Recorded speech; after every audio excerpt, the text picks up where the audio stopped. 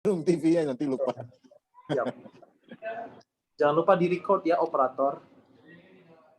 Ini Sudah baru live on YouTube. Kita sudah live on YouTube. Baru live YouTube. Ya.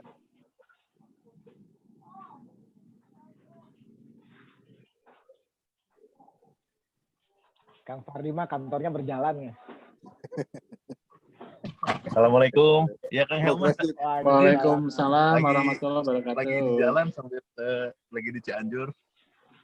Waduh, Oh, siap. Siap. Anjur. Oh, sama Tim Surya ya? Sama Surya ya, betul. Ya, salam. Kang Surya Hipmi. Surya Mohon, Hipmi, Pak. ya Surya betul. Hipmi Jabar. Kang Yun, Iya, salam. kemarin. Salam Pak, Kang Surya. Kang Siap. Fardi. Siap, Pak Gadis. Kemarin udah dikenalin dengan Kepala Bulog Jabar. Iya, Pak alhamdulillah. Ya. Topan. Udah ada kegiatan untuk Langsung sarden. respon ya Pak ya? Langsung respon, alhamdulillah Kang. Alhamdulillah. Memang harusnya Urusan sarden. Hipmi yang di depan itu. Urusan sarden ke Pak Yun. Mohon. Dugi Jadi yang sarden kasetan tuh- sarden eta Iya. karunya. Pertama sarden tuh aya. Ya. Tapi ternyata sana sarden sana kalengna Pak. Ulu Harus impor. anu terakhir nu lucu mah Pak. Sardena aya, kalengna aya, pangaosna teh acan cocok ya Pak.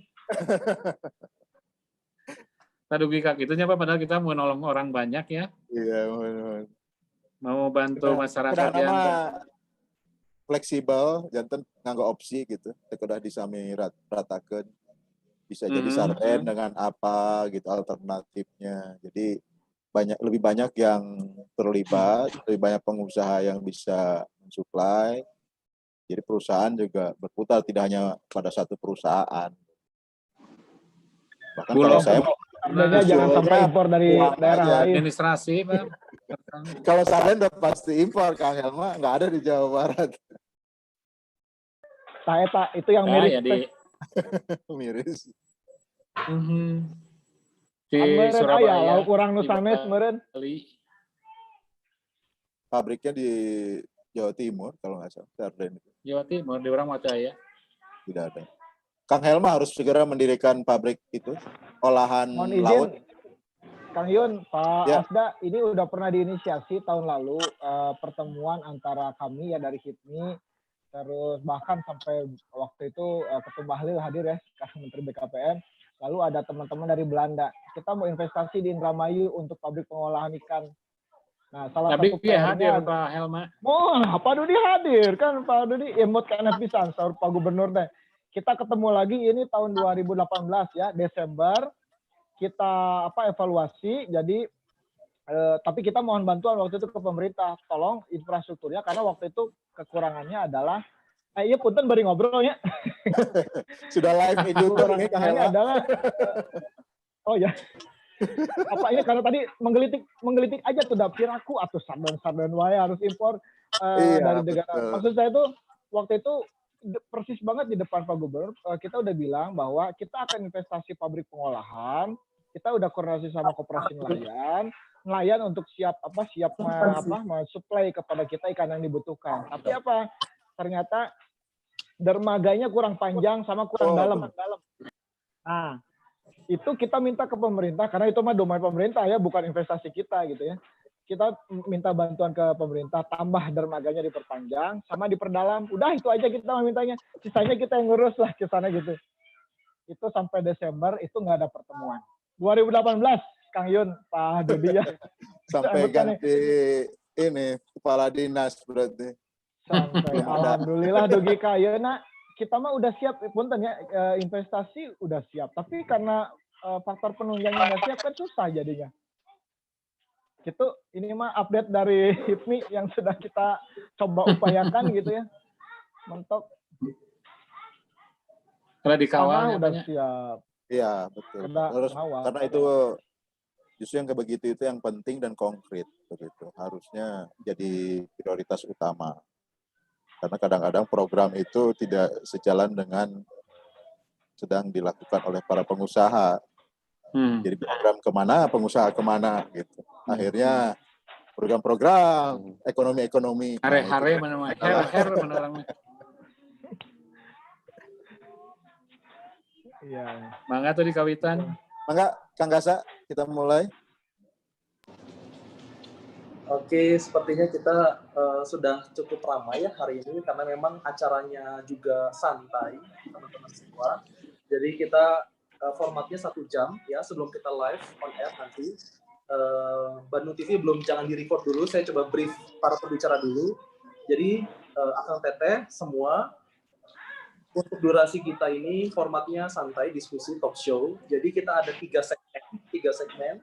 Jadi 10 menit pertama nanti akan disampaikan sama saya sendiri pembukaan dan juga nanti ada pemaparan dari Kang Yunandar yang jelas. Dari situ nanti kita segmen 10 menit sampai 15 menit kita cut dulu. Kita masuk ke iklan sebentar. Habis itu kita masuk ke segmen 2 durasi 15 menit. Pembahasan nanti akan disampaikan sama Pak Dudi, Kang Helma dan juga Kang Fardi. Dan kita nanti akan coba mix, kita minta feedback dari audiens juga untuk supaya lebih hidup. Nah, masuk ke segmen 3, nanti pembahasan full Q&A dari audiens ya, yang akan kasih pertanyaan dan juga tanggapan terkait dengan Pergub dan juga Perda yang nanti dipaparkan sama Kang Yunanda dan teman-teman. Nah, segmen 4 kita closing di 10 menit pertama dan kesimpulan. Begitu. Jadi kita total ada 4 segmen. Sekali lagi, ada total 1 jam. Durasi kontennya 50 menit, slot iklan 10 menit. Break iklannya 3 kali. Nanti akan saya paparkan. Oke, semua clear, jelas semua ya? Jelas. Baiklah. Kalau sudah jelas, boleh Bandung TV kita coba live dengan hitungan dari saya ya. Untuk kita mulai, semua standby, kamera semua dibuka, blocking, positioning semua sudah enak. Oke. Hitungan 1 nanti akan saya mulai live on air ya. 5, 4, 3, 2, 1. Ya, Assalamualaikum warahmatullahi wabarakatuh. Selamat pagi Bapak Ibu semua. Waalaikumsalam warahmatullahi wabarakatuh. Pagi. Ya. Waalaikumsalam. Alhamdulillah kita sampai ya di diskusi rancangan Pergub Kewirausahaan yang tentunya akan dihadiri oleh narasumber kita. Tentunya ada dari Kang Yunandar Eka Perwira, perwakilan dari Komisi 2 DPRD Jawa Barat, dan juga ada Kang Fardi Nafi, perwakilan dari Himpunan Pengusaha Muda Indonesia untuk Jawa Barat, dan juga ada Kang Helma Agustiawan, perwakilan dari Kamar Dagang Indonesia Jawa Barat, dan yang jelas ada Pak Dudi Sudrajat, perwakilan atau ASDA Pemprov Jawa Barat. Dan saya sendiri Anggata Wijaya akan membantu ya sebagai host di sini sampai 1 jam ke depan. Dan terima kasih semua yang sudah menyimak di sini baik lewat live YouTube kita di Bandung TV Channel ataupun via Zoom kita. Selamat datang sekali lagi dan kami juga sampaikan ya apabila ada teman-teman semua ada pertanyaan baik ketika Zoom dan YouTube live ini live itu bisa langsung lewat Instagram @bandungtv ataupun chat langsung live di YouTube dan juga Zoom meeting di chat di sini. Dan untuk tanpa berlama-lama saya persilakan ya perwakilan dari Komisi 2 DPRD Jawa Barat Kang Yunandar Eka Perwira untuk menyampaikan overview dari diskusi rancangan Pergub Kewirausahaan ini terkait mungkin apa itu Pergub, apa itu mungkin Perda Kewirausahaan, dan seperti apa output untuk diskusi hari ini. Kepada Pak Yunandar, kami persilakan. Terima kasih Kang Gaza. Bismillahirrahmanirrahim. Assalamualaikum warahmatullahi wabarakatuh. Sampurasun. Rampes. Selamat pagi Bapak Ibu sekalian yang kami hormati para pembicara. Di sini hadir mitra kami dari DPRD Pak Dudi Sudrajat. Beliau asisten daerah bidang apa ya Pak? Pemerintahan Pak ya? Atau ya, jadi beliau dulu ketika peraturan bidang administrasi ya. Dulu ketika peraturan daerah tentang kewirausahaan yang nomor 6 tahun 2019 disahkan pada 12 Februari, Pak Dudi ini adalah kepala dinas koperasi usaha kecil yang memang berkait langsung dengan Perda begitu. Itulah kenapa beliau kita undang bersama kita di sini hadir. Dan juga di sini hadir Kang Helma dan Kang Fardi dari Kadin dan Dipmi. Beliau berdua ini yang susun Perdanya pada waktu itu sebagai tim pakar. Jadi saya berbahagia sekali kita berkumpul kembali setelah 1 tahun lebih Perda Kewirausahaan disahkan dan diberlakukan di Jawa Barat. Saya ingin sharing sedikit ingatan kita tentang, ini sharingnya tidak dibuka ya. Jadi bulan Februari 2019 itu disahkan di DPRD, Pak Gubernur menyampaikan bahwa pada hari ini, sejak hari ini tanggal 12 Februari 2019, maka pemerintah Provinsi Jawa Barat akan bisa membantu para wirausaha milenial untuk segera mengembangkan startup dan bisnisnya. Begitu. Jadi itu pidato Pak Gubernur waktu itu yang saya masih ingat sampai sekarang. Jadi ada semangat memang ketika Perda ini diluncurkan, Perda Kewirausahaan Daerah ini disahkan, itu ada suatu semangat agar kita bersama bisa mendorong terus kewirausahaan daerah, terutama khususnya untuk generasi milenial. Nah, tujuan dari Perda ini sesungguhnya tercantum di dalam Perdanya ada 4. Yang pertama adalah bagaimana kita membentuk satu pelaku wirausaha yang memang bisa menjadi pelaku wirausaha yang kreatif dan inovatif, menjadi pelaku wirausaha yang tangguh, mandiri, kreatif dan profesional. Itu maksud dan tujuannya. Kemudian yang kedua adalah bagaimana kita membangun ekosistem wirausaha Jawa Barat yang lebih efisien, sehingga semakin banyak, semakin kondusif para pelaku wirausaha yang kemudian bisa meningkatkan usahanya. Yang ketiga adalah bagaimana kita pemerintah Provinsi Jawa Barat memberikan fasilitasi, sertifikasi dan standarisasi terhadap produk-produk para pelaku wirausaha sehingga bisa bersaing di era globalisasi. Dan yang keempat adalah bagaimana mendorong agar para pelaku wirausaha itu naik kelas. Ini kenapa? Ini merupakan satu evaluasi dari program sebelumnya. Di zaman Pak Dudi Sudrajat menjadi kepala dinas, dulu ada program Jawa Barat namanya Wirausaha Baru. Pencetakan 100.000 wirausaha baru yang sukses mencapai jumlah tersebut. Nah, kami berharap dengan Perda ini menjadi peningkatan. Jadi yang tadinya pelaku wirausaha pemula, dengan adanya Perda ini, Pemprov Jabar mendorong agar mereka naik kelas. Yang tadinya mikro menjadi kecil, yang kecil menjadi menengah, yang menengah menjadi besar. Itu harapan. Nah, sejalan dengan berlakunya Perda ini, maka ada beberapa hal yang sesungguhnya harus kita lanjutkan terkait dengan hal-hal teknis yang memang lebih detail dan harus diatur melalui peraturan gubernur. Terus sebabnya kita adakan diskusi hari ini, agar kita bisa memberikan masukan, memberikan saran kepada pemerintah Provinsi Jawa Barat, khususnya Dinas Koperasi dan Usaha Kecil nanti, apa saja yang bisa kita jadikan ide dan program. Ada setidaknya 6 yang menjadi muatan dalam peraturan gubernur menurut amanat Perda nomor 6 tahun 2019 tentang kewirausahaan daerah ini. Kang Yunandar, punten Ya. interupsi sebentar. Kang Yunandar mungkin bisa sambil share slide yang mau disampaikan, boleh sudah di-enable sama tim operator. Oh enggak, tadi sebenarnya mau share tentang berita Pak Gubernur ketika mencanangkan Perda ini begitu. Jadi Enggak, silakan. saya kira ya ini bisa ditunjukkan dulu ya. Saya ingat itu karena sangat berkesan ketika beliau menyampaikan bahwa ini khusus milenial begitu ya. Jadi ini hal yang baru di Jawa Barat saya kira. Dan ini semoga menjadi kelanjutan dari program-programnya Pak Dudi sebelumnya begitu. Kemudian ada juga soal wirausaha digital. Nah ini nanti concernnya Pak Dudi ini sangat digital sekali. Nanti beliau bisa cerita tentang soal wirausaha digital ini.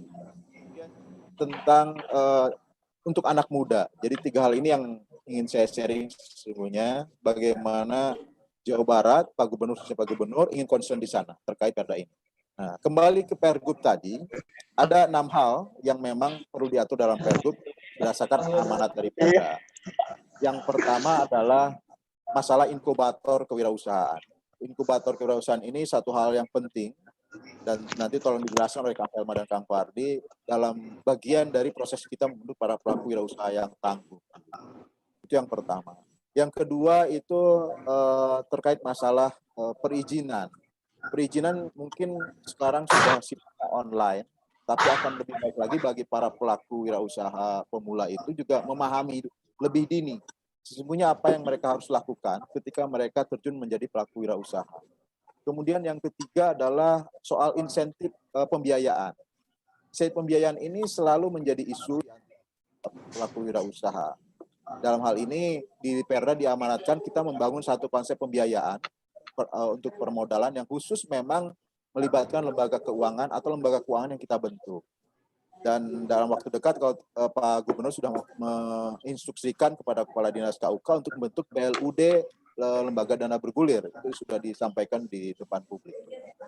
Yang keempat adalah terkait insentif juga, yaitu insentif yang langsung diberikan oleh Pemprov Jabar kepada pelaku wirausaha, misalnya insentif untuk permodalan, insentif untuk hal-hal yang memang terkait mempermudah atau membuat orang tertarik untuk menjadi pelaku wirausaha. Termasuk itu sangat erat kaitan dengan kondisi sekarang, saya kira. Para pengusaha ini teman-teman, Kang Helma, Kang Fahri pasti paham bagaimana UMKM sekarang sangat membutuhkan insentif. Dan itu sangat penting dan itu sudah menjadi bagian daripada kewirausahaan yang perlu kita segera atur dan kita segera berlakukan. Sehingga Pemprov Jabar punya payung hukum dan efektif untuk membantu para pelaku UMKM, terutama wirausaha pemula.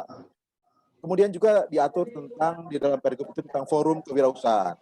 Selama ini harapan kami pemerintah Jabar tidak bekerja sendiri, tapi melibatkan semua stakeholder yang ada, termasuk dari Kadin, dari HIPMI, dan komunitas-komunitas pelaku wirausaha, termasuk misalnya lembaga-lembaga keuangan. Nah, ini forumnya ya sudah ada di dalam Perda dan harapannya bisa diatur lebih lanjut melalui Pergub begitu.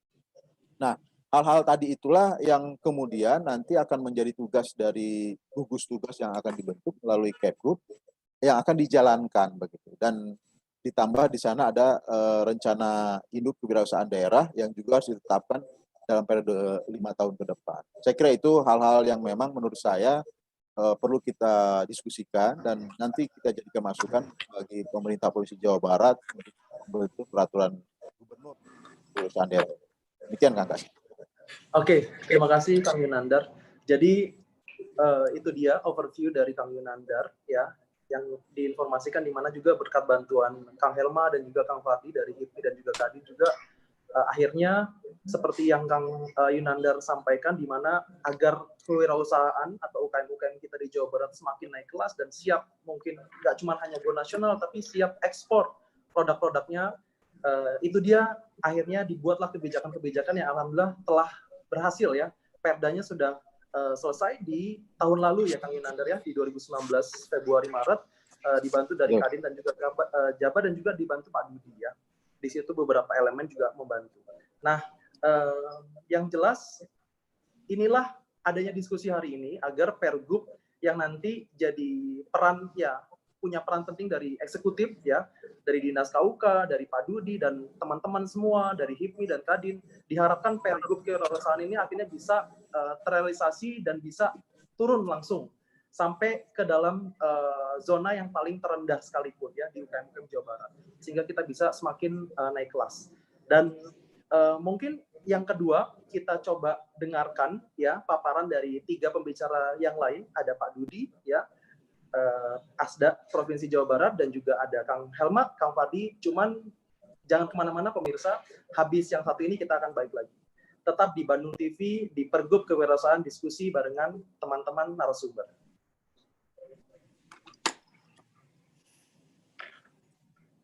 Oke, kita tahan dulu ya, sambil nunggu aba-aba dari Bandung TV untuk di segmen 2 masuk setelah dari iklan. Boleh di chatting untuk tim operator apakah sudah ready, atau saya bisa langsung aja, nanti di-cut dari situ ya.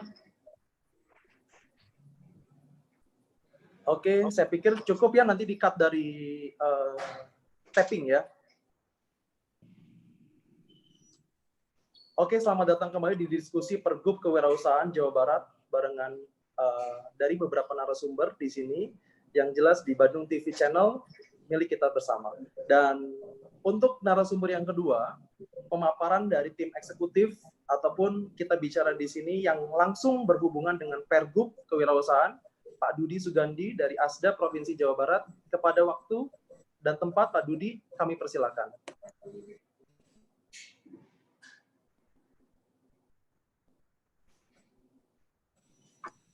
Warahmatullahi wabarakatuh. Terima kasih Pak Kang Angga ya, dan Pak Yunandar narasumber juga dan hadirin yang mengikuti ikon ini. Diralat nama saya Dudi Sudrajat Abdurrahim. Kalau Dudi Sugandi itu udah lebih beken lagi, beliau tukang fotografinya Pak Gubernur. Terus saya juga di asisten administrasi ya, dan yang paling relevan sebetulnya asisten perekonomian Pak Yunandar, Pak Edi Nasution, tapi nggak ada apa-apa.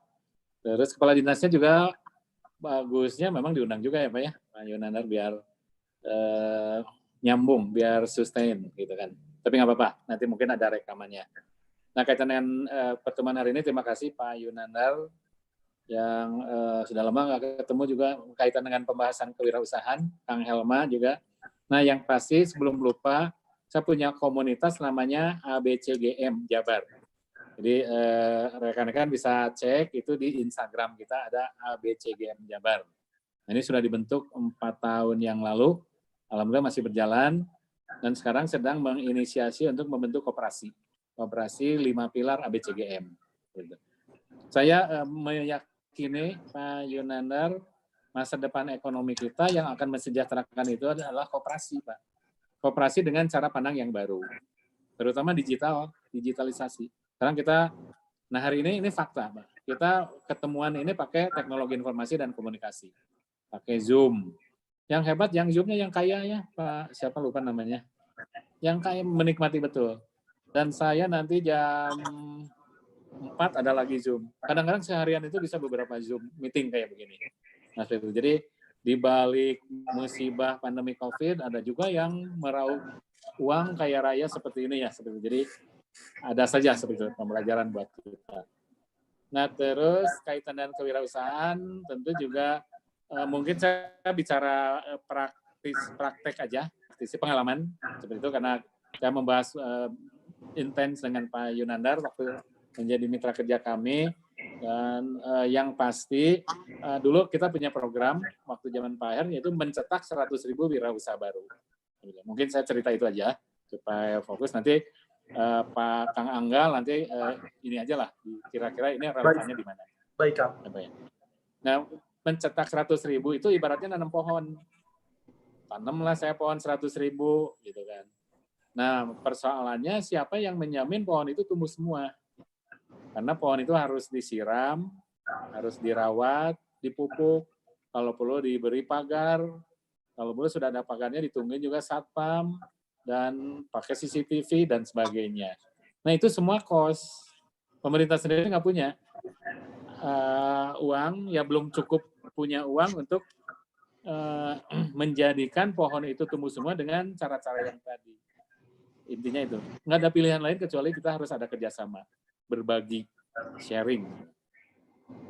Untuk apa? Untuk berbagi tugas, karena pemerintah terbatas sumber dayanya, dari sisi anggaran terbatas, dari orang juga terbatas, maka harus ada pembagian tugas di antara akademisi, adanya bisnis, community, government, dan media. ABCGM. Pak Helma masih aktif di ABCGM, Pak Meriza ya, yang aktif. Sekarang masuk ke Satgas Pemulihan Ekonomi kalau nggak salah, yaitu alhamdulillah Pak Helma juga ada di situ.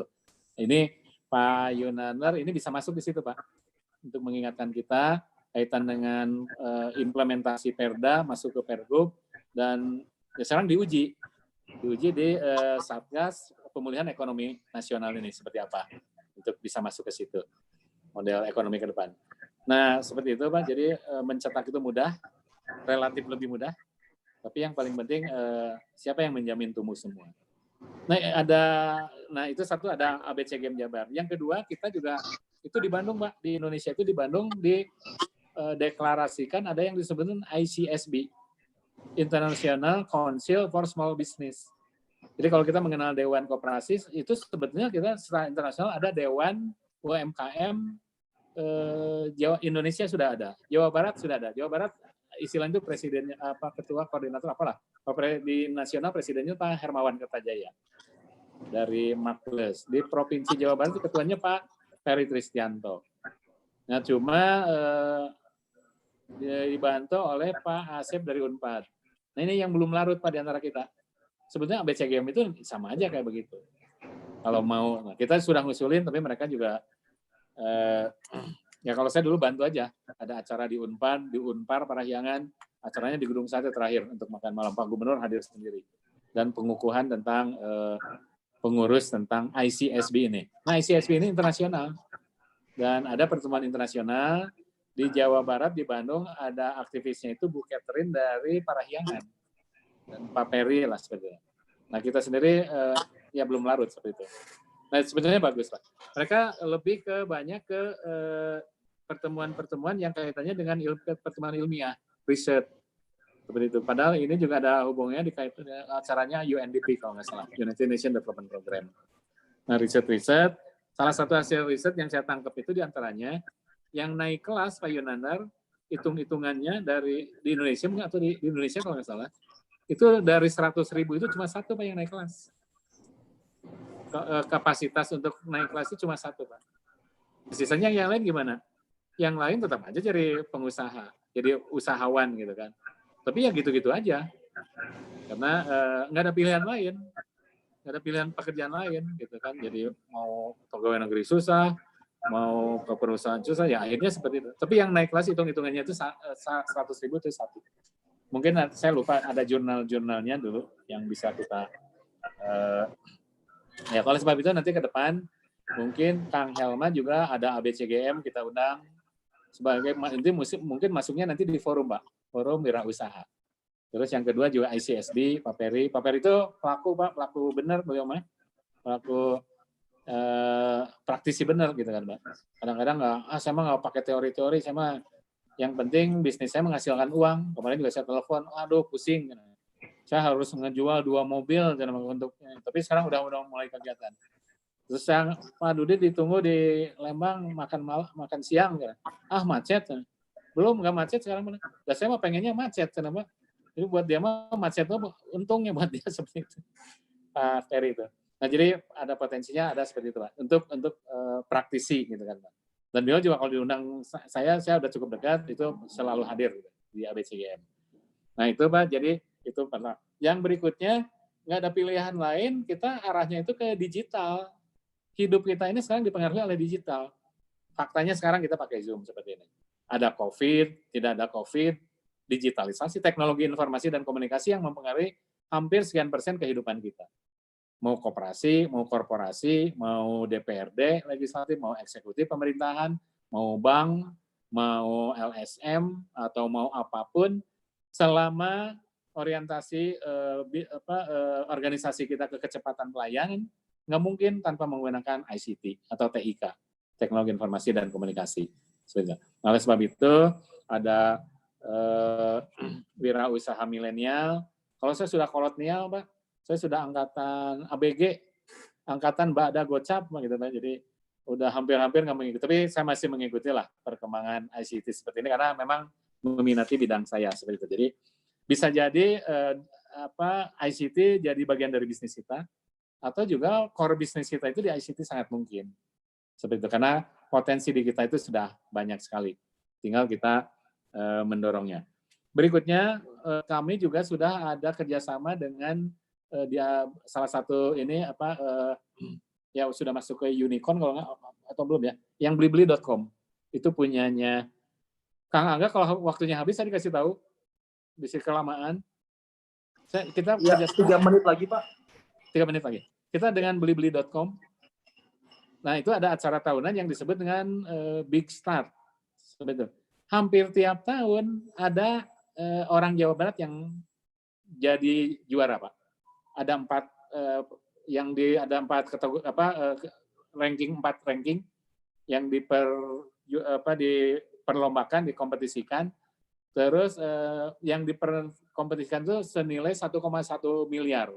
Jadi pemenang pertama 400 juta, kedua 300, 200, dan 100. Hampir tiap tahun itu dari Jawa Barat ada. Dan di beberapa, di 2 atau 3, itu ada alumni kita, wirausaha baru. Salah satunya Oyoh Jengkol, Pak.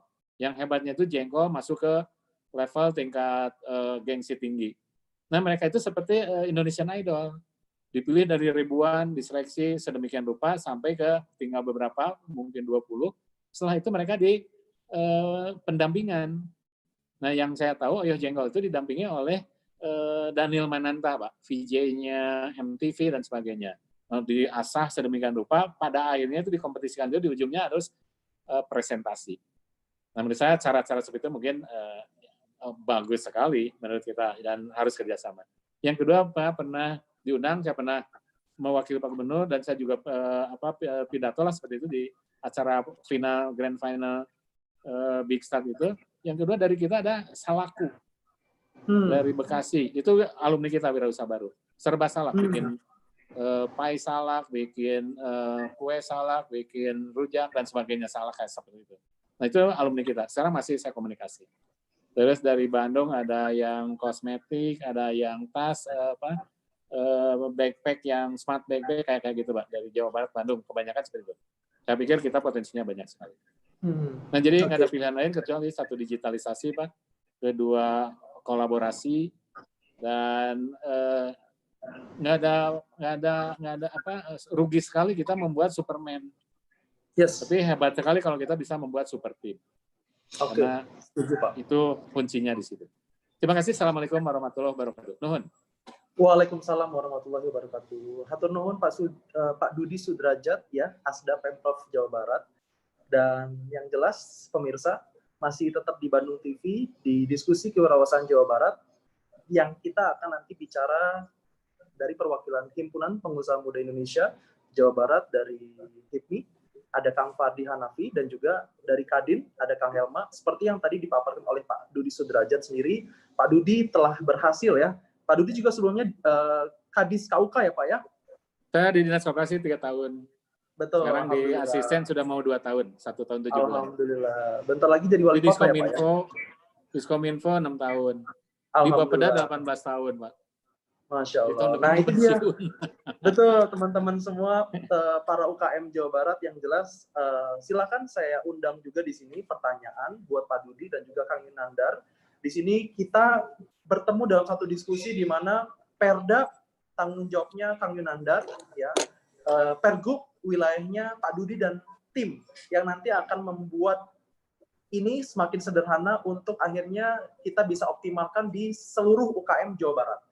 Dan kalau kita bicara seluruh UKM Jawa Barat, kalau Anda UKM dan Anda siap juara, tetap di sini di Parlemen Talk Show diskusi barengan beberapa narasumber kita. Mari kembali lagi di sini 5 menit kemudian.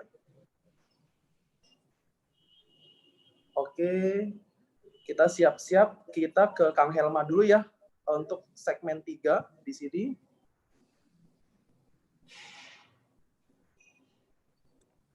Adikarya Parlemen ya nama diskusinya. Selain diskusi kewirausahaan. Oke. Ya, kembali lagi di Adikarya Parlemen barengan sama beberapa narasumber kita, ada dari Dinas Provinsi Jawa Barat, ada Pak Asda ya, dari Pak Dudi Sudrajat dan juga Kang Yunandar perwakilan Komisi 2 dari DPRD Provinsi Jawa Barat dan juga Kadin Jawa Barat ada Kang Helma. Dan dari HIPMI Jawa Barat sendiri ada Kang Fardi. Dan kita sekarang bicara diskusi barengan sama perwakilan dari Kadin Jawa Barat. Ada Kang Helma. Ya, apa kabar Kang Helma? Alhamdulillah Kang Gasa. Assalamualaikum. Sampurasun. Wargi sadayana. Waalaikumsalam warahmatullahi wabarakatuh. Rampes. Kang Helma suaranya mungkin belum keluar ya. Nanti lebih dekat lagi speakernya, keluarga supaya keluar. Oke. Jadi Kang Helma sendiri, kalau kita bicara Kadin sebagai salah satu juga gerakan ya, institusi yang di bawah langsung pemerintah, di sini relate bagaimana peran Kadin sendiri sejauh ini untuk akhirnya Pergub Kewirausahaan Jawa Barat ini bisa konkret nih untuk UKM-UKM Jawa Barat. Dan juga Kang Helma sendiri sempat ya ketika tahun lalu itu termasuk salah satu tim khusus untuk pembentukan Perda ya Kewirausahaan Jawa Barat. Boleh sedikit share sedikit Kang, Perda Kewirausahaan yang sudah dibuat oleh tim perumus sendiri itu seperti apa, poin-poinnya, dan outputnya apa, sampai akhirnya kita ada di tahun 2020 ini kita bicara tentang Pergub Kewirausahaannya. Silakan Kang Helma. Oke, terima kasih Kang Anggasa yang selalu luar biasa semangat ya dan sangat cheerful gitu ya, jadi membawa semangat juga ke dalam diskusi kita. Saya tadi mau sedikit aja kata bukannya kami dari waktu itu saya masih mewakili HIPMI Jawa Barat bersama Kang Fardi, bukannya kami membantu Kang Yun, tapi kita bersama-sama Kang Yun karena Kang Yun itu salah satu anggota dewan yang menurut saya sangat concern terhadap UKM dan khususnya kepada pengembangan wirausaha baru. Makanya alhamdulillah bagi kami alhamdulillah punya partner Kang Yun dan pada saat itu ada juga Pak Dudi sebagai kepala dinasnya sehingga perbuatan perda ini menjadi mudah buat kita. Salah satunya di nasional sebetulnya HIPMI pada saat itu juga salah satu yang menggagas untuk peraturan yang sama tapi levelnya nasional. Nah sebelum itu sudah ada yang memulai dari Yogyakarta. Nah jadi setelah Yogyakarta yang sudah buat perdanya lalu selanjutnya Jawa Barat. Ini juga atas inisiasi Kang Yun. Kalau nggak ada, tadi saya bilang kalau tidak ada pihak yang membantu mengawal di Dewan, semuanya bisa tidak terjadi apapun gitu ya. Kita diskusi sempat tadi di awal gitu ya, kita sempat ada inisiasi sesuatu ya, bahkan investasi untuk Jawa Barat ini pun tidak terjadi karena tidak ada yang mengawal gitu ya di dalam, karena kita kan pelaku usaha gitu ya, kita bukan pelaku yang memang harus mengawal kebijakan gitu ya, kita memang action ya, langsung straight to the point. Nah sebelum masuk ke tadi bahasan perda, saya harus cerita sedikit tadi yang berhubungan dengan yang Pak Dudi cerita. Diinisiasi oleh Pak Dudi ABCGM ya, forum ABCGM waktu itu. Pada saat itu kita punya kesimpulan yaitu di inkubator bisnis lebih spesifik lagi, sehingga pada saat itu kita membuat kelompok kerja namanya West Java Management Powerhouse, namanya West Java Management Powerhouse, yang ini adalah keterlibatan inkubator bisnis yang ada di Jawa Barat. Waktu itu ada dari Telkom University, ada dari Unpas, ada dari Polban, ada juga dari STI Ekuitas. Nah ini mereka punya sektor-sektor yang kuat berbeda.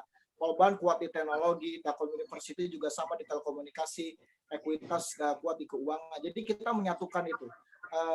Yang pada saat itu mau bergabung ini baru ke 4 universitas itu. Akhirnya dari West Java Management Powerhouse ini kita sering banyak diskusi hingga akhirnya kita mendapatkan network untuk kerjasama dengan teman-teman kita di Belanda. Alhamdulillah tahun 2018 kita sempat berangkat ke Belanda dan kita bertemu dengan inkubator bisnis ataupun akselerator bisnis yang ada di Belanda. Dan pada saat itu yang menarik adalah mereka sangat membuka ruang untuk kerjasama dengan inkubator bisnis yang ada di Jawa Barat. Ini udah luar biasa. Kerjasamanya apa? Bagaimana caranya teman-teman pelaku usaha atau tadi usaha milenial itu, kalau misalnya setelah diseleksi di Jawa Barat, ini mereka bisa langsung didampingi masuk ke level yang lebih tinggi lagi, bareng sama teman-teman lain yang ada di dunia gitu ya. Sebagai contoh, waktu 2018 kita itu berangkat ke Wageningen University, namanya Startup Inkubator Bisnisnya. Mereka menginkubasi dari seluruh dunia, bahkan Afrika. Mereka bilang Wageningen University belum pernah mereka dapat startup atau wirausaha baru dari Indonesia, belum pernah. Kita membuka pintu itu, alhamdulillah. Lalu kita juga ke Utrecht Inc. di Utrecht ya. Kita juga ke ICE Amsterdam. Kita juga ke PLNT Leiden, lalu kita juga ke The High Tech yang spesifikasi lebih teknologi.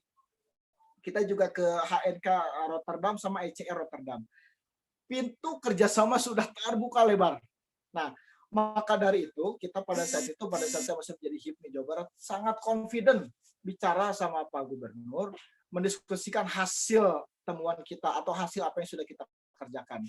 Jadi kita melakukan konkret dulu ya. Alhamdulillah disambut oleh Kang Yunandar, waktu itu Pak Kadis juga, Pak Dudi. Akhirnya kita membentuklah perda.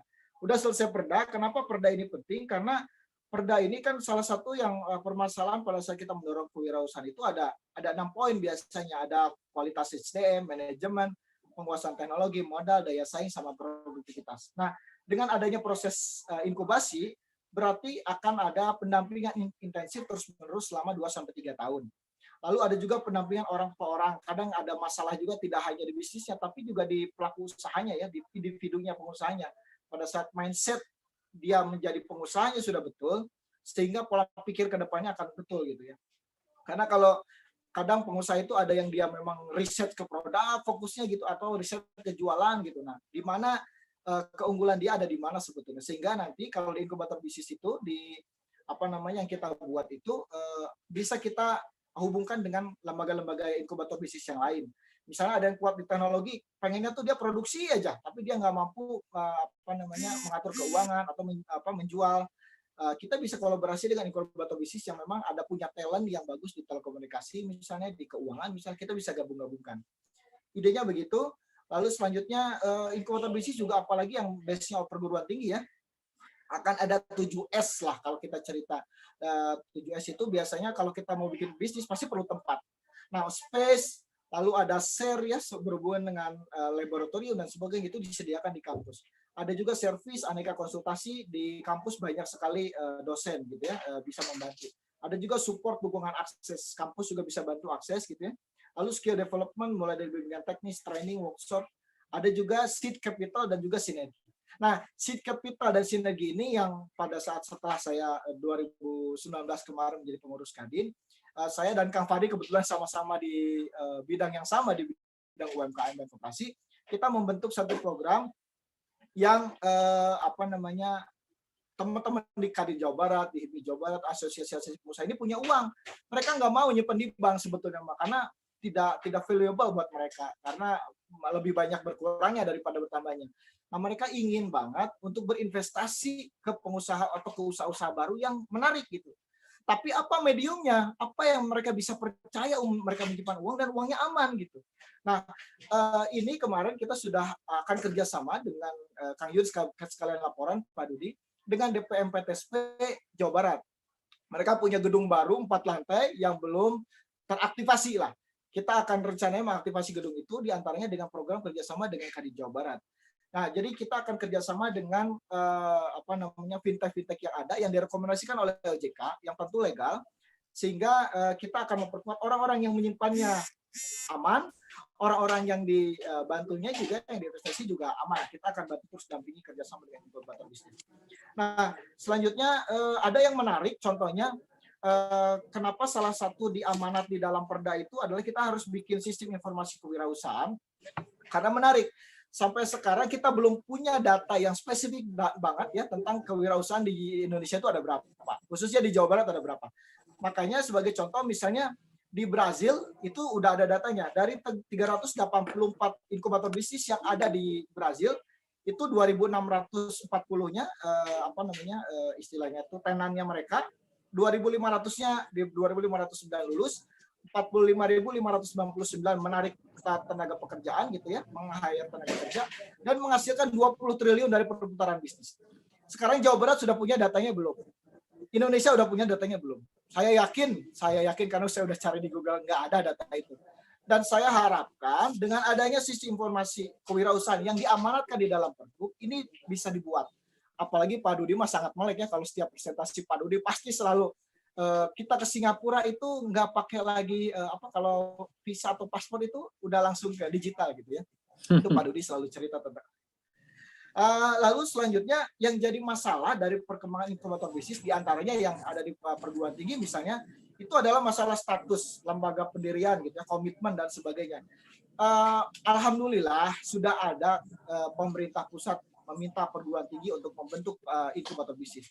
Tapi mohon maaf, ini atas masukan dari teman-teman inkubator bisnis yang ada di perguruan tinggi, ini hanya sekedar memenuhi kewajiban peraturan saja. Belum sampai ke tahap yang lebih profesional. Tapi alhamdulillah step pertamanya pembentukannya sudah selesai. Jadi level selanjutnya dengan Pergub ini mudah-mudahan bisa memperkuat inkubator bisnis yang ada di perguruan tinggi. Swasta juga banyak, tapi mereka tumbuhnya pada saat ada program dari Kemenristek-Dikti ya yang tentang PPBT. Kalau tidak ada program itu mungkin mereka juga sama mati gitu ya. Nah, inkubator bisnis sendiri secara peraturan itu sudah diatur dari mulai Undang-Undang tahun nomor 20 tahun 2018 tentang UMKM. Di situ ada amanat tentang inkubator bisnis. Di Perpres diperkuat lagi di Perpres tahun nomor 27 tahun 2013 ya tentang pengembangan bisnis dari pusat sampai ke daerah. Dari pusat sampai ke daerah nih ya. Ada strukturnya berarti ya. Sehingga harapan kami sebetulnya ke depan itu ada inkubator bisnis yang terstruktur, tersistem sehingga dan ini semua kalau tadi di tahun lalu Wirausaha Jawa Barat tadi yang Kang Yud cerita menciptakan 100.000. Nah, harapan kita dengan adanya struktur ini kita bisa mendata mulai dari tingkat kota kabupaten, provinsi sampai ke pusat Berapa sih yang muncul, berapa sih tenaga yang terlibat, berapa sih yang lulus, berapa sih menciptakan berapa sih volume nilainya, sehingga dari situ pemerintah akan memperbesar lagi dukungannya gitu. Kalau sekarang tidak terdata, kita agak susah gitu mengevaluasinya. Nah, tantangan selanjutnya adalah contohnya waktu 2018 kita ke Belanda itu, kita juga mengunjungi namanya Dutch Design Week. Nah, saya usul inkubator bisnis ini juga kalau kita view-nya global, yang tadi Kang Yunandar cerita tentang ekosistem, kita bisa buat ini menjadi destinasi wisata. Contoh di Belanda ada Dutch Design Week. Di Jawa Barat kita bisa bikin PIJAR namanya, Pekan Inovasi Jawa Barat. Itu isinya tentang inkubator bisnis, bisnis yang baru, yang terbarukan, yang teknologi. Atau kalau bahasa Inggrisnya, West Java Innovation Week. Kalau di Dutch Design Week itu dilaksanakan di beberapa tempat di Belanda. Contohnya misalnya kalau kita mau adakan di Kota Bandung, kita bisa pusatkan di ITB, kita di Sabuga, kita bisa tempatkan di tempat IPTN, di hanggar-hanggarnya. Karena nanti di sana bisa besar. Nah, itu tempat itu bisa disinggahi oleh para turis-turis, apakah itu lokal maupun mancanegara. Ini kalau kita view-nya lebih besar, tadi katakan cerita tentang ekosistem, ini juga inkubator bisnis tidak hanya ansih tentang UMKM atau tentang wirausaha baru, tapi juga bisa dilihat dari sektor pariwisata, akan menambah model-model yang baru ya. Nah, yang terakhir yang ingin saya cerita adalah tadi Pak Asta juga mengingatkan tentang Satgas Pemulihan Ekonomi. Kebetulan saya ada di dalamnya di Pokja UMKM bersama Pak Meriza. Kita sekarang sudah menemukan model pendekatan bisnis UMKM supaya go digital. Nah, bagaimana caranya UMKM dari ujung sampai ke konsumen itu semua terlibat ekosistem digital. Contoh misalnya, mereka itu sebetulnya sekarang hanya cukup siap aja produksi barang. Atau bahkan produksinya bisa dimaklumkan malah gitu. Jadi dari mulai mereka growth hacking untuk marketing, mereka menggunakan fasilitas yang sudah ada. Sorry ya kalau saya sebut merek, ada Facebook, Ads, ada dan sebagainya gitu ya. Lalu ada juga misalnya kita menggunakan web store. Nah, web store ini yang akhirnya nanti termasuk nanti ke pergudangan. Pergudangan juga kita nggak harus punya aset sendiri. Nah, kita bisa sewa aset pergudangan yang berbayar hanya per bulan dan kita nggak harus punya aset. Sekarang itu tolong dihilangkan lagi, UMKM harus punya aset, harus punya modal yang besar. Kita hilangkan. Kita masuk ke Jawa Barat ini, saya ingin upscaling dari UMKM Jawa Barat. Semuanya prosesnya digitalisasi. Jadi mulai dari dia produksi, dia marketing, dia pakai website, lalu dia pergudangannya juga online, bahkan dari pergudangannya itu dia pakai payment gateway online, sehingga untuk permodalan, nah ini bicara lagi permodalan dan pembiayaan, itu permodalan itu yang jadi jaminan itu bukan aset lagi, karena masalah UMKM balik lagi ke aset balik lagi tidak bankable gitu. Pada saat database-nya mereka bisa diagunkan kepada fintech yang sekarang sudah berkembang, ini bisa menghilangkan aset dan nilai yang tadi yang biasa selalu jadi handicap ya, masalah aset, masalah bankable dan sebagainya. Nah, pendekatan inilah yang harus dibuat upscale di Jawa Barat. Masa Gubernur Jawa Barat itu sudah sangat teknologi banget, tapi UMKM-nya masih hanya seputar masuk website, hanya seputar masuk marketplace, itu sudah bangga. Menurut saya itu bukan kebanggaan buat Jawa Barat. Yes. Jawa Barat harus berpikir beyond yes. Di atas itu lagi. Yes. Itu mungkin sedikit Kang Gasa. Terima kasih. Ya, mantap. Nggak berubah ya Pak Dudi ya, Kang Yunandar ya, Pak Helma ini ya. Kang Helma ini selalu memang jadi andalan Jawa Barat ya. Keren sekali memang.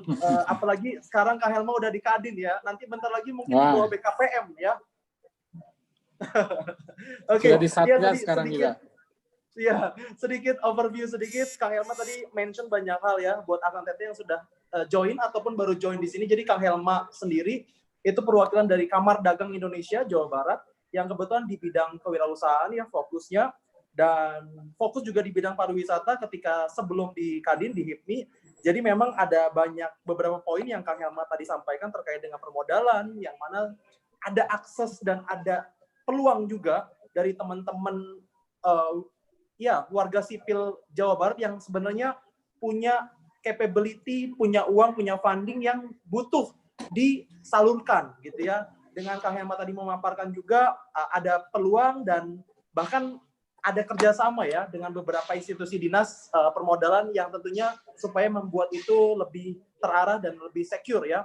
Dan juga poin kedua terkait dengan pariwisata ya. Pariwisata tentunya kalau kita bicara Jawa Barat banyak sekali ya, apalagi sekarang sudah akses untuk airport internasional dengan mungkin akses tol dan lainnya yang membuat teman-teman UKM juga tentunya tidak ada alasan sebenarnya untuk tidak scale up ya. Apalagi Kang Helma juga termasuk jadi salah satu koordinator untuk bicara akses ke wilayah Eropa ya, wilayah Eropa dan wilayah Inggris lewat PUM Netherlands ya yang sudah eksis sudah 5 tahun terakhir ini. Dan juga kalau kita bicara digital online teknologi seperti yang dipaparkan oleh juga Pak Dudi Sudrajat, di mana Jawa Barat harus jadi percontohan dan tetap jadi percontohan se-Indonesia untuk bagaimana caranya UKM-UKM kita bukan cuman hanya mengoptimalkan sosial media ataupun marketplace, tapi harus beyond limit seperti tadi yang disampaikan Kang Helma sendiri. Bagaimana caranya teman-teman UKM ini bisa shifting lewat teknologi enabler, ya. Bukan cuma hanya bicara marketing tools-nya saja yang di online kan atau diteknologikan, tapi ada bagian-bagian produksinya, supply chain-nya yang kita bisa enabler untuk secara teknologi. Nah, lebih menarik lagi karena kita akan bicara oleh narasumber keempat kita, karena beliau juga salah satu pemain dari usaha di bidang kecantikan, ya, buat Jawa Barat sendiri tentunya untuk area cosmetical, kecantikan, hospitality, dan juga F&B, beliau bisa memaparkan lebih detail. Tapi untuk bicara lebih detailnya, jangan kemana-mana, masih di sini, di Parlemen, ya, Adikarya Parlemen barengan saya Angga Sewijaya. Kita akan kembali lagi setelah yang satu ini.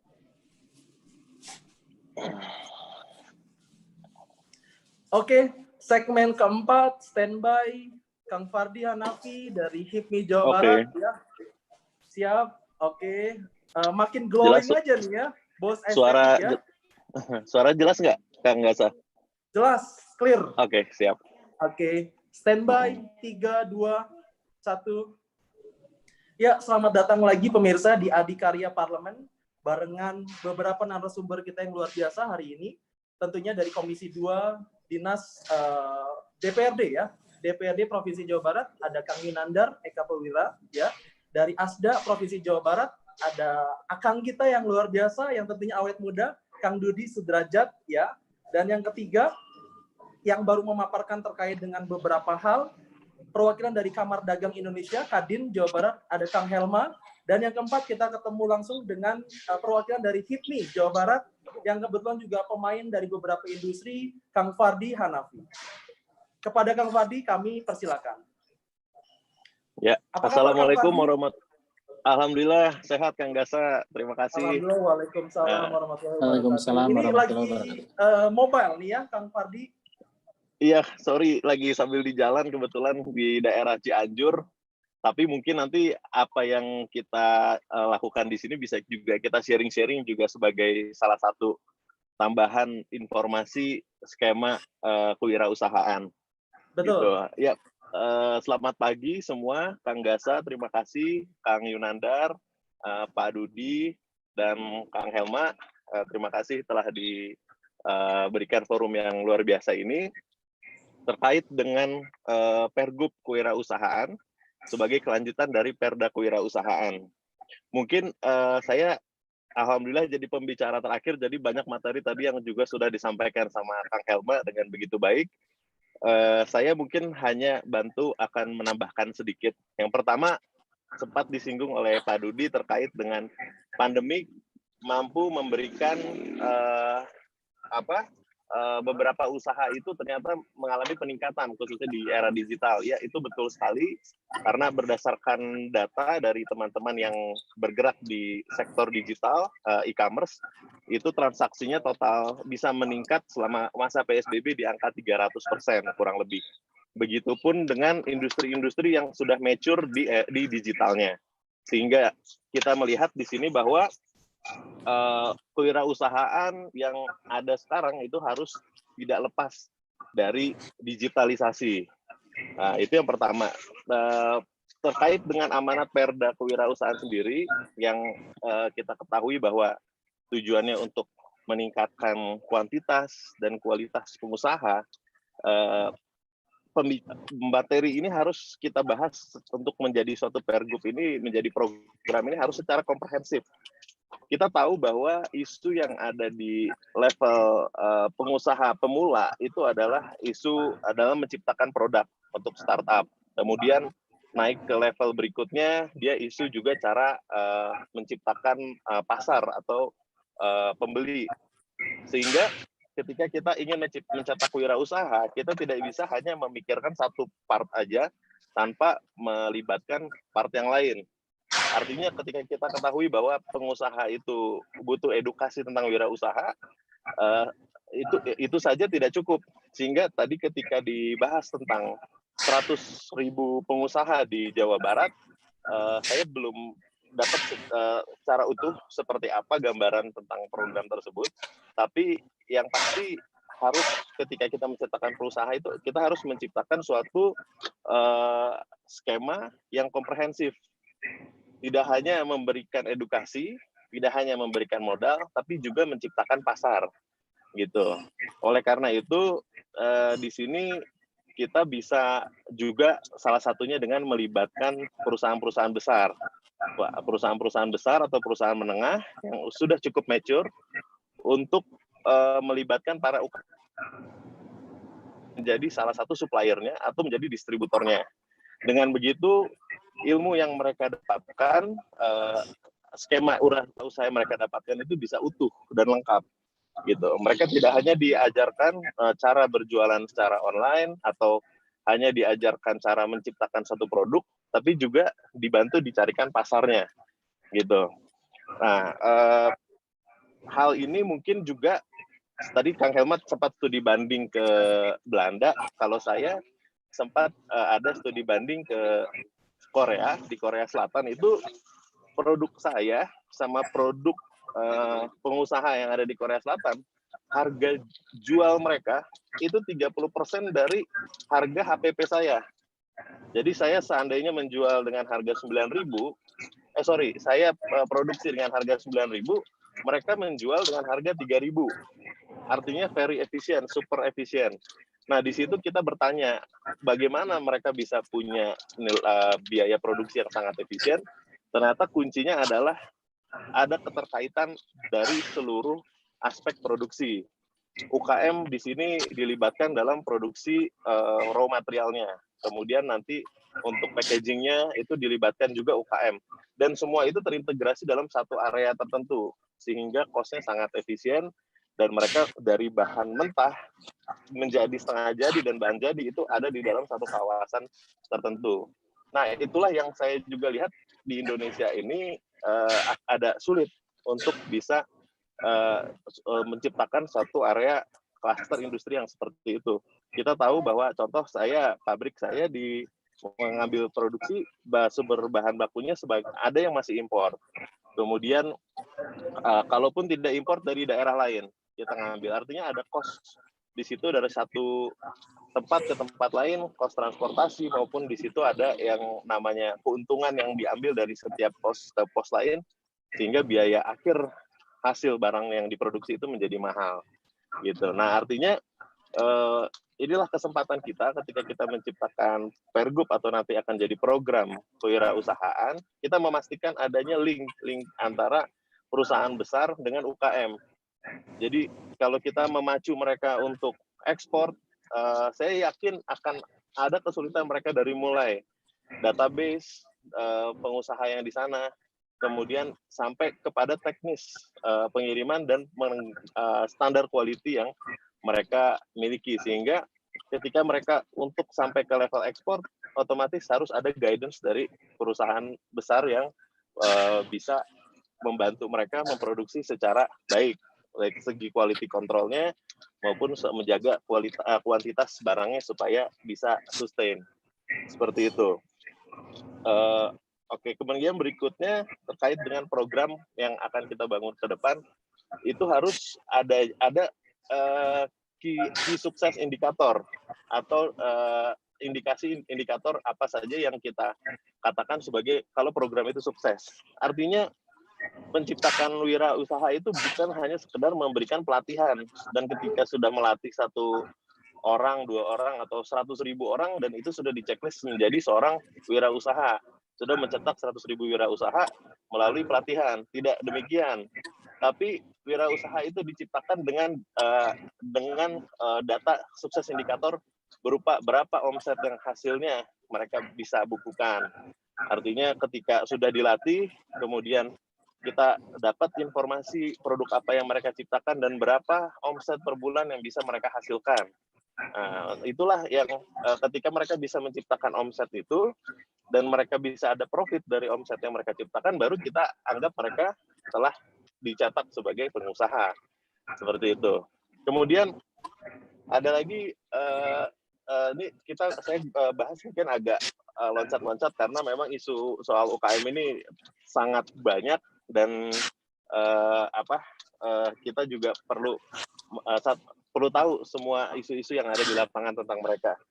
Ini juga salah satu hal yang membuat UKM itu rata-rata gagal ketika tidak melibatkan pendamping dari perusahaan besar atau perusahaan menengah.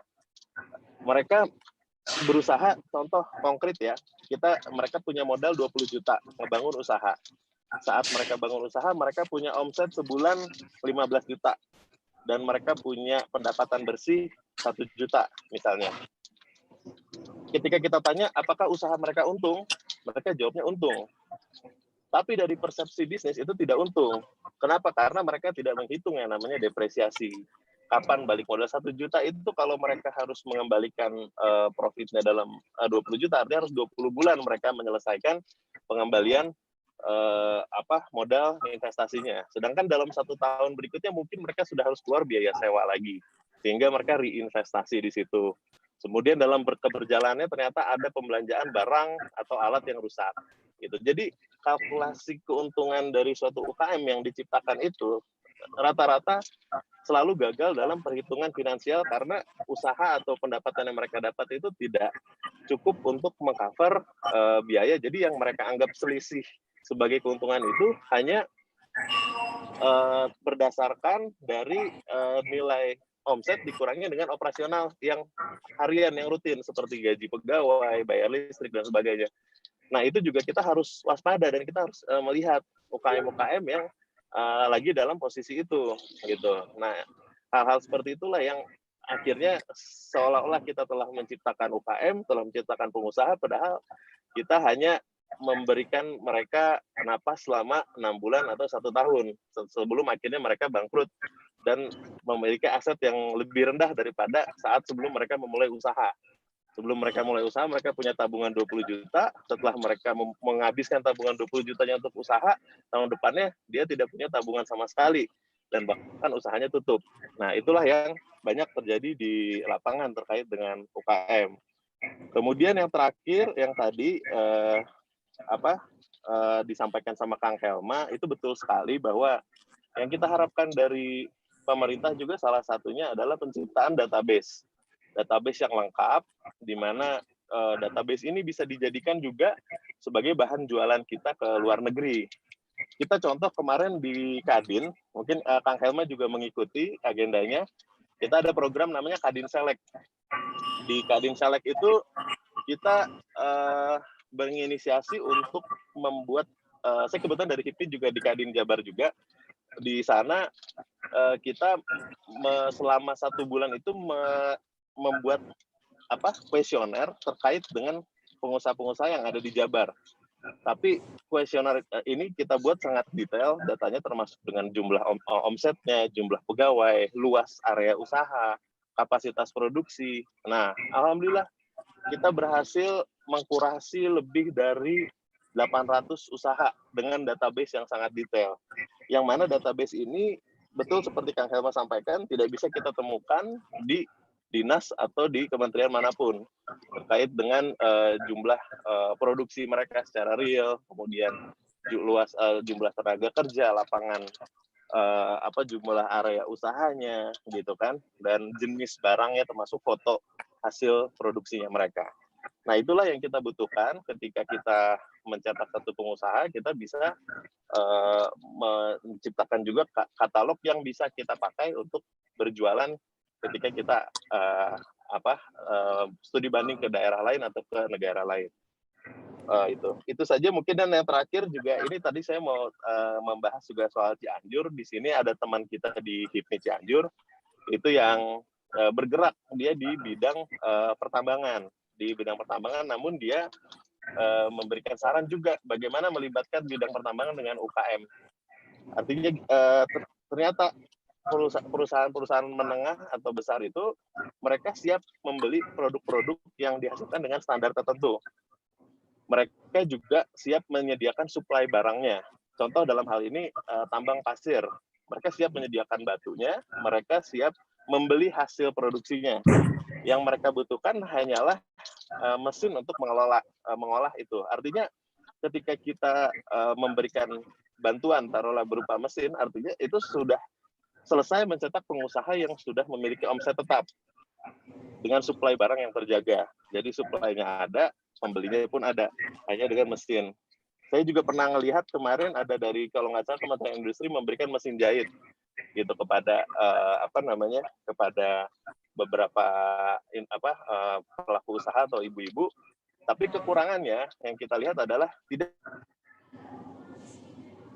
menyediakan akses pasar atau kan pembelinya, sehingga mereka punya mesin jahit, mereka punya kemampuan untuk menjahit, tapi setelah barangnya diproduksi yang beli siapa? Akhirnya ujung-ujungnya dari ketika kebutuhan hidup sudah mulai meningkat, ya mesin jahitnya yang dijual, gitu kan, untuk menjadi pendapatan atau menjadi uang operasional usaha hidup mereka. Oke, Itulah siap. yang kita pikirkan, dan mungkin itu masukan dari HIPMI yang mudah-mudahan bisa kita rumuskan secara bersama-sama jadi Pergub Kewirausahaan di Jawa Barat. Terima kasih Kang Gasa atas waktunya. Assalamualaikum warahmatullahi wabarakatuh. Waalaikumsalam warahmatullahi wabarakatuh. Assalamualaikum warahmatullahi wabarakatuh. Ya. Pejuang pengusaha pejuang ya, luar biasa. Jadi itu dia tadi teman-teman semua pemirsa yang sudah join di live YouTube di sini di Adikarya Parlemen barengan 4 narasumber kita yang luar biasa. Dan tentu saja kalau mungkin teman-teman yang menyimak diskusi kewirausahaan hari ini, kita fokusnya di sini lebih bagaimana caranya merealisasikan nih. Dari tahun lalu Perda Kewirausahaan Jawa Barat itu sudah dirancang dan sudah disahkan. Untuk akhirnya Perda itu bisa terrealisasi, tentunya harus dilakukan beberapa kegiatan-kegiatan, program-program yang sifatnya aplikatif ya. Tentunya lewat Pergub yang melibatkan beberapa elemen ya. Elemen masyarakat, elemen kewirausahaan yang ada tentunya di Indonesia dan juga khususnya di Jawa Barat. Nah, kembali lagi ke Kang Yunandar, sedikit Kang Yunandar ada pertanyaan yang masuk lewat live YouTube dan juga cek Instagram Bandung TV untuk hari ini ya, dan juga dipersilakan. Jadi untuk teman-teman semua yang khusus ada di Zoom meeting hari ini, teman-teman semua bisa juga kita ada beberapa slot pertanyaan lagi ya, untuk terkait mungkin UKM, bagaimana outputnya, terkait dengan Pergub, ataupun terkait mungkin teman-teman semua sebagai industri kewirausahaan, dan juga mungkin teman-teman semua juga sebagai pelaku wirausaha dan menghadapi beberapa masalah tentunya saat COVID ini juga bisa ya, apapun nanti bisa disampaikan aspirasi teman-teman semua ke dalam diskusi kewirausahaan hari ini di program Adikarya Parlemen. Oke, kembali lagi ke Kang Yunandar. Kang Yunandar ada pertanyaan langsung lewat live YouTube hari ini di via chat dari Ibu Nuni ya. Ibu Nuni kebetulan ada di Indramayu ya. Ini sepertinya dari pemirsa Bandung TV juga yang menyimak hari ini. Ibu Nuni termasuk UKM ya. Ibu Nuni termasuk UKM di Indramayu yang bergerak di bidang pengolahan kerajinan tangan ya. Kerajinan tangan di mana Ibu Nuni sendiri melakukan kerajinan tangan yang sudah berlangsung usahanya selama 5 tahun.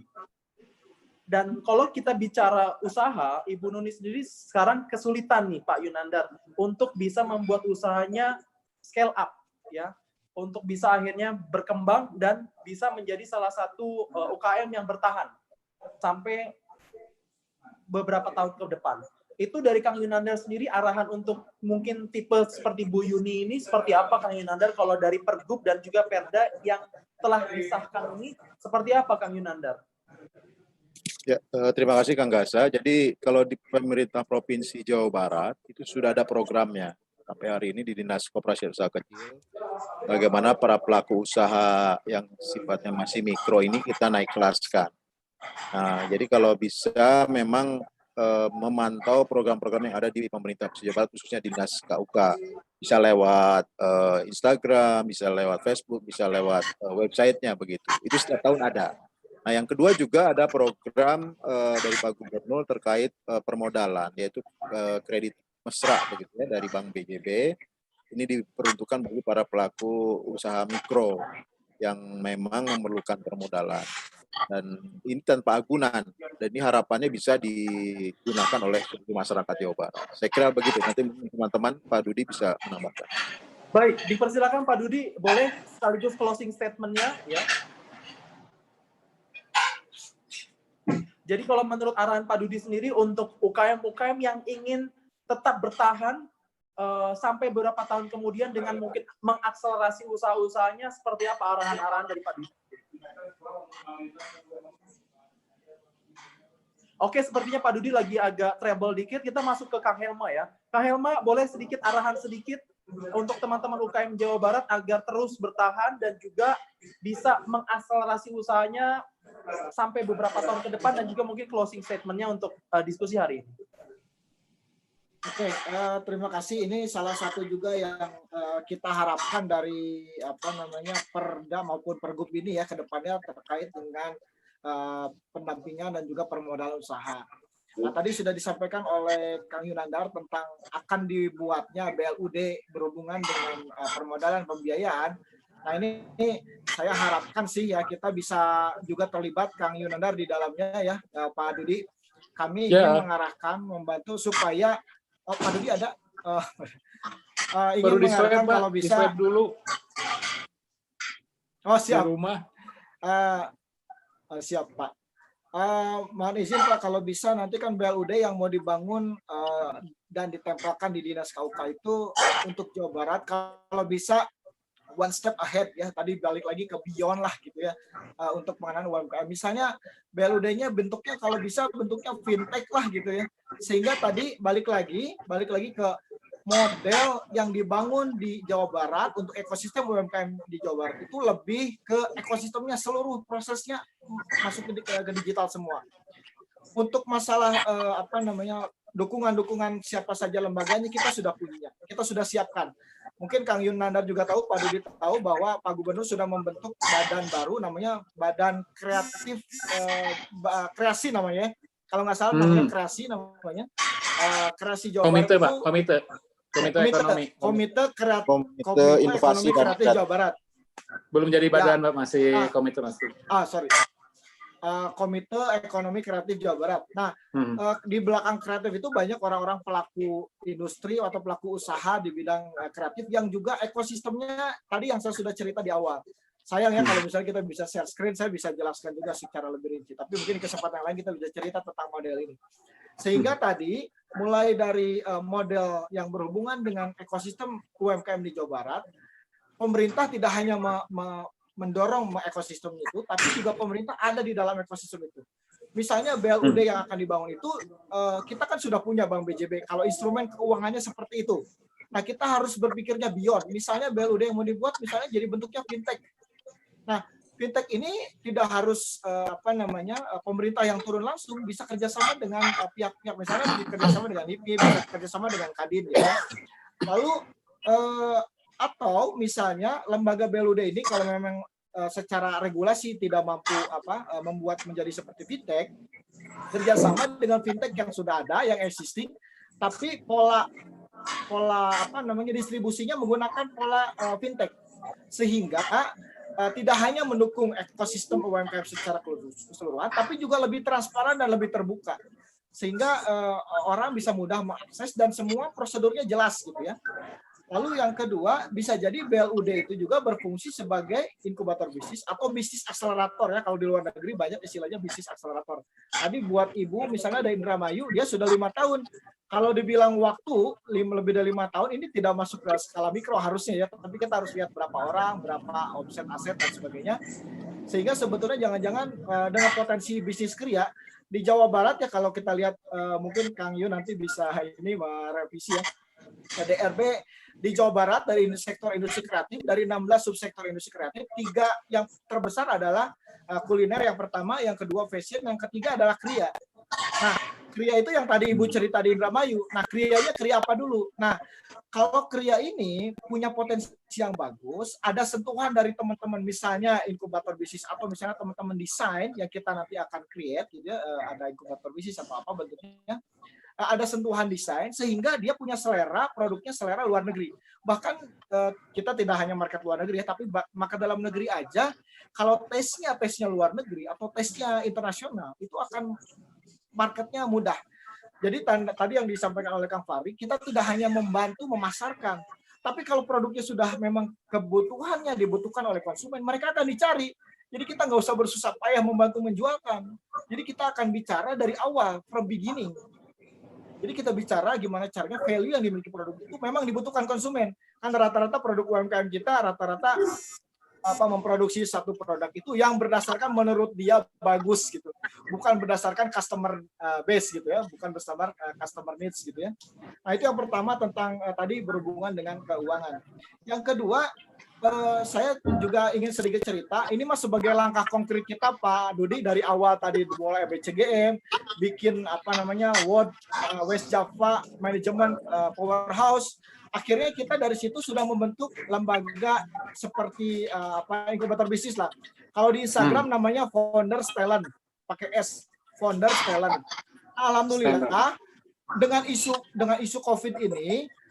Mulai dari 6 Juni bulan lalu kita sudah mengadakan kompetisi di lokal.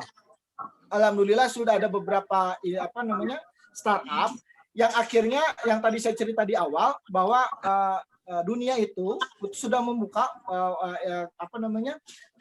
sponsornya yang ikut dalam event ini adalah ada Dell, ada juga dari World Startup, lalu ada Resilience Society, ada dari World Bank Group, ada dari T-Hub dari Eropa, ada juga iLab, ada juga DFI. Dan salah satu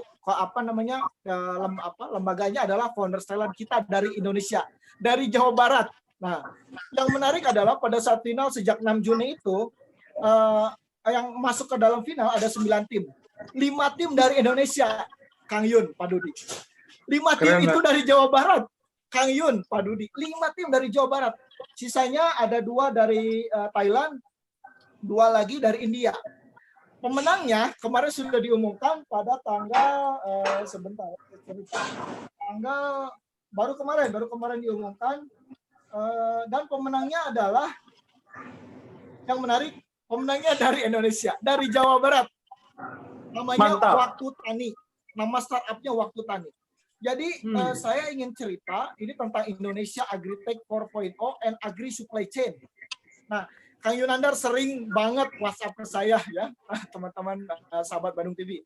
Kang Helma, ini ada tomat, petani pada buang-buang tomat, Kang Helma dan sebagainya. Waduh, Kang, ini salah satu upaya kita untuk membangun solusi itu. Tapi tidak sebentar memang ya, tapi kita akan berusaha bergerak cepat.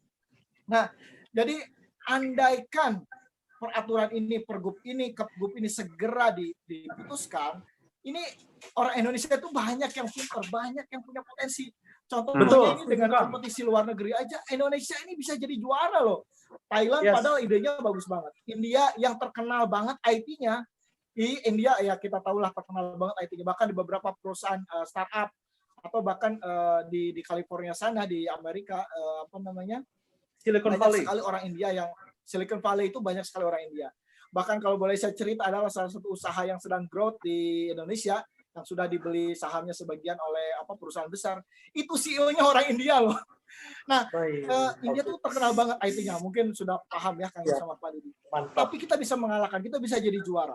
Nah, ada 2 poin lagi yang saya ingin cerita. Pertama, volume. Volumenya itu penting banget, aliansi nih. Karena selama ini antar inkubator bisnis ini malah bersaing, itu yang saya aneh. Dan bersaing itu bersaing untuk apa gitu? Apakah karena perguruan tingginya supaya yang terbaik atau apa?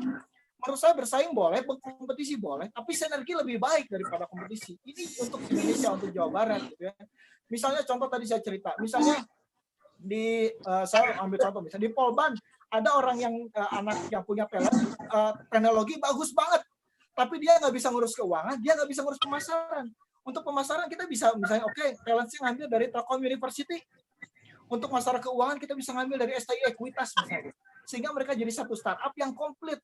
Nah, itu kenapa pentingnya aliansi. Dan juga nanti pentingnya misalnya, misalnya kita dari mulai Jawa Barat ke kota kabupaten ini, di Indramayu ada potensi bagus nih, tapi pendanaannya nggak ada. Kita konsolidasi di aliansi itu. Gitu. Inilah potensi kerjasama dan kolaborasi. Dan kita harapkan dari Pergub, dari Kepri ini bisa terjadi. Yang terakhir saya ingin mengingatkan lagi, Kang Yun, Kang Anggasa, mungkin Bandung TV juga bisa menjadi salah satu sponsornya. Kita bikin pijar yang tadi, Pekan Inovasi Jawa Barat. Ini bisa jadi destinasi wisata baru dengan judul atraksi wisata. Kalau Kang Yun sering bersepeda gitu ya, menjadi metode pariwisata yang baru, kita melalui atraksi baru dengan inovasi-inovasi. Tidak hanya pariwisata, tapi investasi bisa masuk di saat yang bersamaan. Termasuk juga jualan produk di saat yang bersamaan. Jadi yang terlibat bisa banyak, dinas pariwisata, ada dinas KUK, ada dinas investasi dan sebagainya. Bandung TV, terima kasih bisa menjadi salah satu. Terima kasih. Nanti juga di sini luar biasa. Terima kasih buat Kang Helma dari Kadin Jawa Barat yang sudah memanfaatkan. Kang Helma memang sangat aktif sekali di beberapa beririsan sekali dengan komunitas wirausaha dan gerakan-gerakannya. Jadi akan banyak sekali knowledge yang Kang Helma sampaikan berdasarkan dengan kegiatan yang sudah dilakukan atau mungkin akan dilakukan ya. Nah, berarti perlu mungkin sesi tambahan lagi nih nanti dari teman-teman Kadin Jawa Barat ya. Tentunya Kang Helma juga akan berbagi lebih detail di sendiri. Nanti juga bisa mungkin follow Instagramnya beberapa narasumber kita untuk keep update dengan beberapa informasi dan gerakan-gerakan wirausaha selanjutnya.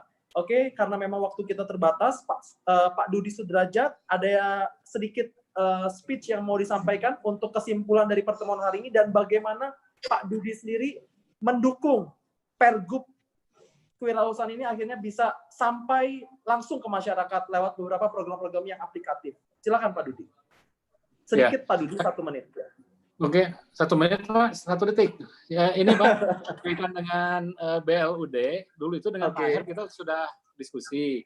Nah, persoalannya mungkin Kang Helma, kalau orang yang baju coklat, yang pemerintah itu hampir-hampir susah yang ngurus manajemen finance. Oleh sebab itu, mungkin BLUD, tapi ya nanti ada seleksi lah proses seperti Pak Yunandar. Orang pemerintah nggak mungkin lah katanya. Pak Gubernur, saya nggak percaya lah, udah pakai bank aja yang dulu. Mohon. Nah kayak gitu Pak, nggak mungkin lah kita. Itu satu. Yang kedua, orang kita memang ya kita harus pikirkan lah, kalau perorangan itu di tingkat internasional juara-juara. Apa? Badminton juara, pingpong. Persoalannya kalau sepak bola Pak, kerja tim. Super tim itu yang persoalannya. Nah kayak gitu. Nah terutama nanti kalau wirausaha, para entrepreneur itu harus berkooperasi. Nah, mungkin, tapi contoh seperti ini ada, nanti koperasi ke Pangalengan bisa dilihat KPBS. Koperasi sebagai holding punya unit-unit usaha korporasi. Itu mungkin Kang Angga. Makasih. Siap, Pak Dudi. Iya, terima kasih. Terakhir mungkin speech dari Kang Yunandar. Cukup, Kang Yunandar. Nanti kita akan ada program lagi di talk show selanjutnya di Inkubator Kewirausahaan, insentif pembiayaan dan sistem informasi mungkin ya. Betul. Saja, terima kasih pada teman-teman semua yang sudah memberikan ide dan masukannya, dan juga tadi Ibu yang bertanya dari Indramayu. Semoga kita bisa memajukan kewirausahaan di Jawa Barat dan memajukan perekonomian Jawa Barat. Saya kira demikian. Wassalamualaikum warahmatullahi wabarakatuh. Amin. Baik, Kang Fabian, terima kasih juga. Hati-hati di jalan ya. Saya pikir juga semua sama kesimpulannya, di mana akhirnya kita semua elemen gerakan, organisasi, ataupun instansi pemerintah di sini sama-sama saling berkolaborasi ya, untuk akhirnya membuat Pergub kewirausahaan semakin akhirnya bisa masuk ke dalam elemen paling bawah di masyarakat sekalipun ya. Oke, terima kasih untuk narasumber dari DPRD Jawa Barat, ada Kang Yunandar, dan juga dari HIPMI Jawa Barat ada Kang Fardi, dari Kadin Jawa Barat ada Kang Helma, dan juga Asda Provinsi Jawa Barat ada Pak Dudi Sudrajat ya. Dan tentunya pemirsa, kami tidak lupa juga mengingatkan, kami ada beberapa program Adikarya Parlemen yang tentunya akan serius di beberapa talk show di setiap bulan, dan tentunya nanti akan di-share lewat channel Instagram dari Bandung TV dan juga YouTube Bandung TV sendiri, bahwa kedepannya kita ada pembahasan terkait dengan inkubator kewirausahaan. Jadi buat UKM-UKM Jawa Barat yang ingin difasilitasi, diinkubasi, dan didanai juga oleh sebuah inkubasi inkubator kewirausahaan nanti bisa menyimak di talk show bulan depan, dan juga terkait insentif dan juga pembiayaan, dan yang terakhir sistem informasi juga akan disampaikan di talk show program Adikarya Parlemen barengan Bandung TV. Dan saya Anggasa Wijaya pamit, terima kasih dan sampai jumpa. Terima kasih semuanya, sampai jumpa. Terima kasih. Hatur nuhun Bandung TV. Pak Dudi, Kang Yun, hatur nuhun. Tawang sulas semuanya. Diulam deui. Amin. Sasi payun Pak Dudi. Ya, hatur nuhun Kang Ya. Yun, Kang Dudi, ya Kang Kang Gasa, ya. Ya, Kang Fardi, Kang Helma, terima kasih banyak. Salam Kang. Hati-hati di jalan. Salam buat Kang Surya, Kang Fardi. Enggak, Siap, Assalamualaikum Kang Yun. warahmatullahi wabarakatuh. Waalaikumsalam. Colek sebelah. Nuhun. Ayo. Pamit. Izin.